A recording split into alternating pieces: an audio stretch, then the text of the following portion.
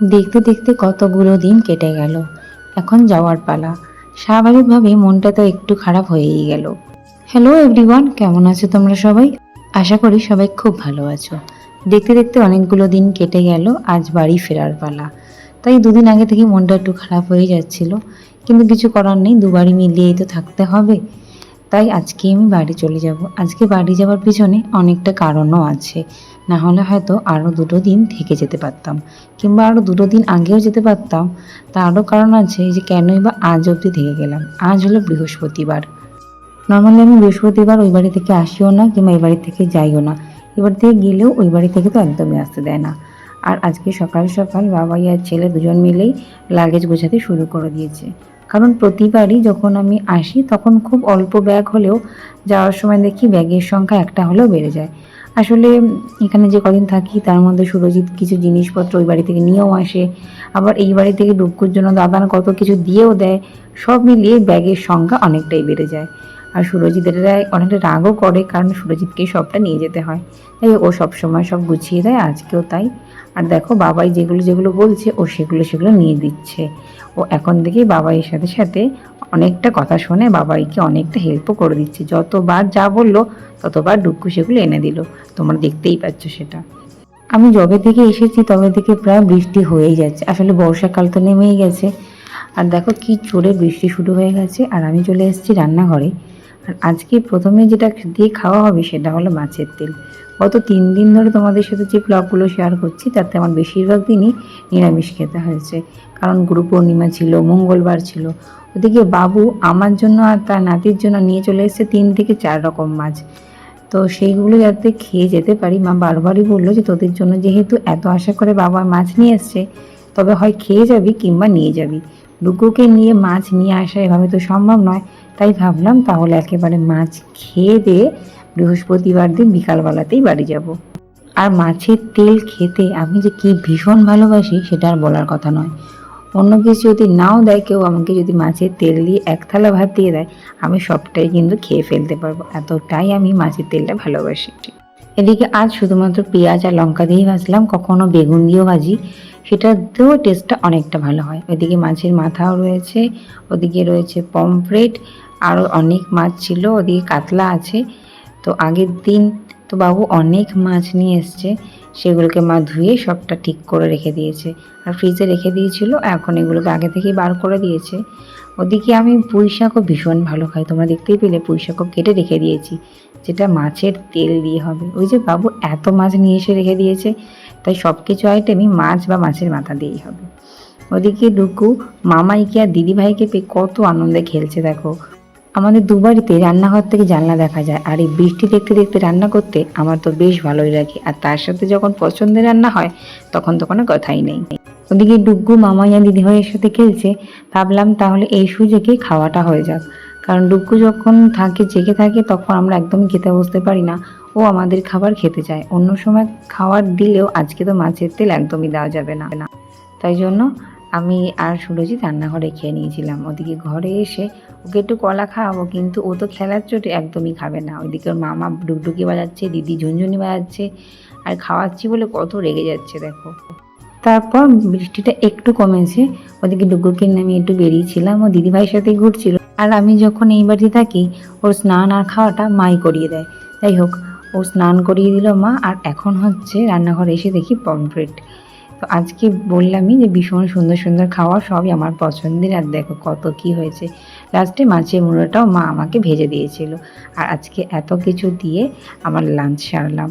যেহেতু চলে যাব, মনটা অনেকটাই খারাপ হয়ে গেল।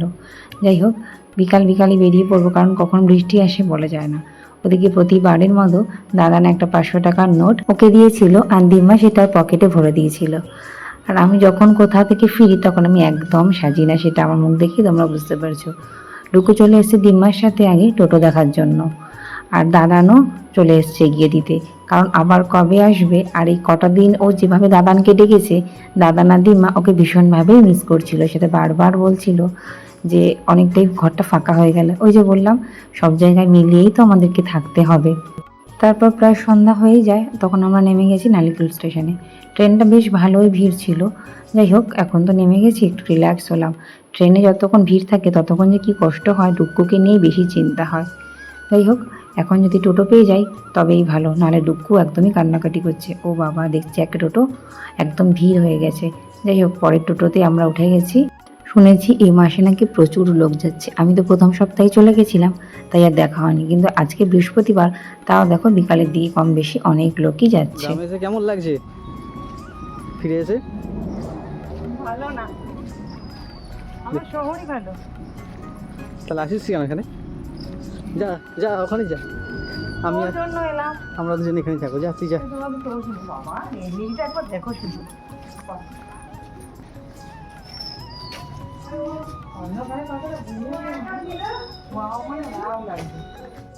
এখন বাজে ওই 6:35 মতো, আর এখন আমরা ঘরে ঢুকলাম। আর মা সবে মাত্র সন্ধ্যা দিয়ে গেছে।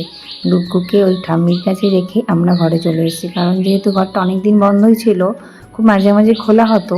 সুরজিৎ যখন থাকতো তখন খোলা হতো, এছাড়া বাবা পুজো দিয়ে যায় আর ঘর মুছে পরিষ্কার করে যায়, কিন্তু জানলাটা সবসময় খোলা হয় না। তাই সুরজিৎ প্রথমেই ঢুকে আগে জানলাটা খুলে দিল, তারপর ডুগ্গুকেও ঘরে নিয়ে চলে এসেছি। আর এখন দেখো ও সারাটাক্ষণ খেলবে। ওদিকে আমি কাউকে না বলে চলে এসেছি, যেহেতু বিকালের দিকে এসেছি আর জন্য ফোন করিনি। এসে দেখি বাবা ফুচকা নিয়ে এসছে, হয়তো আমি না থাকলে এটা মাই খেত। যাই হোক, আমরা এখন সবাই মিলে এটা ভাগ করে খাবো। মা বললো তাহলে আগে ফুচকাটা খেয়ে নাও, তারপরে তোমার যে কাজ আছে সেগুলো করবে। আর তাই জন্য আমি চটপট করে হাত পা ধুয়ে আগে বাটির মধ্যে, তাহলে সন্ধ্যার টিফিনে আজকে ফুচকাটাই খাওয়া হবে। চলো, আর লোভ সামলাতে পারছি না, আমরা শুরু করা যাক।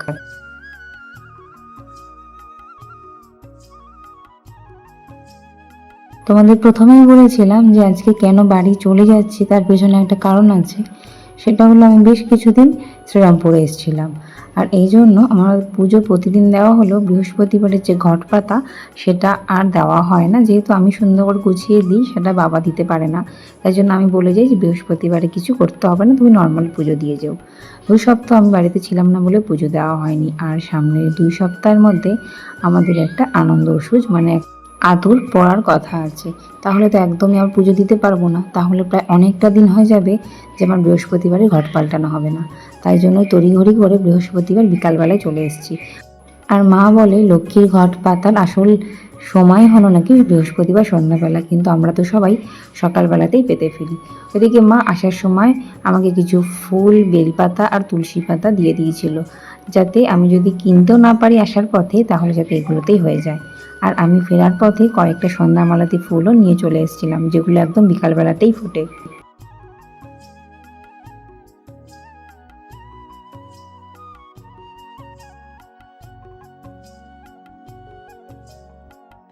সন্ধ্যাবেলা বলে আমি আর ঠাকুরকে স্নান করালাম না। সকালে যেহেতু পুজো দেওয়াই ছিল, তারপর যে ফুলগুলো একটু নেতিয়ে গিয়েছিল সেই ফুলগুলোকে আমি পরিষ্কার করে দিলাম। তারপর আমি ঘট সাজিয়ে ঘট বসিয়ে দিলাম। ওই যে সকালের ফুল বলে বেশি তাজা ছিল না, একটু একটু নেতিয়েও গেছিল, কিন্তু যেহেতু মা ফুলগুলো